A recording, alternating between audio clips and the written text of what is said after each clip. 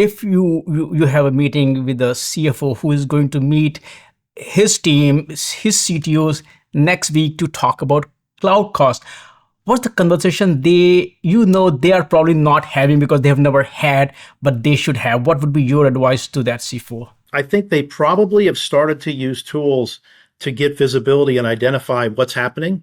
But I would say, number one, there needs to be accountability. And we here at Azul, we literally take our cloud bill and we are able to identify down to every single project who's responsible, and we manage it very actively. We're looking at reporting weekly, et cetera. So it's important to get down to sort of full knowledge and visibility and accountability.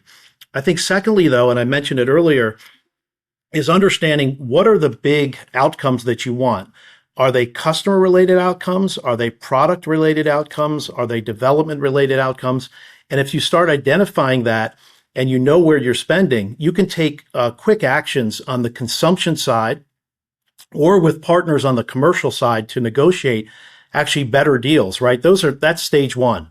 But stage two, that's really identifying where are you consuming the cloud? What products, what applications in your business? And you can focus on those applications and actually implement something like Azul that will make those applications much more productive. And so stage one is identifying and understanding where you're spending, what you expect your outcomes to be, and then looking at tools that can help you actually solve and take action rather than just identifying. I think, and you can see it in the results, like things are happening fast here, right? And I think, as you said, Swaps, AI is starting to drive people to have to think about cloud even more, or maybe even before they wanted to, right?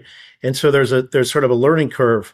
CFOs are always going to go to the concept of, as I started, scaling profitably, scaling their businesses profitably. So when something becomes material and it can make a difference for the ability to scale, CFOs, their attention will go to it right away, right? And so until recently, we haven't seen that. Now we're seeing it, and it's happening very fast. And I think that model of, as I said, stage one versus stage two is important because companies and CFOs are going to have to go from stage ones to stage two fast to remain competitive and have the right business model for the future.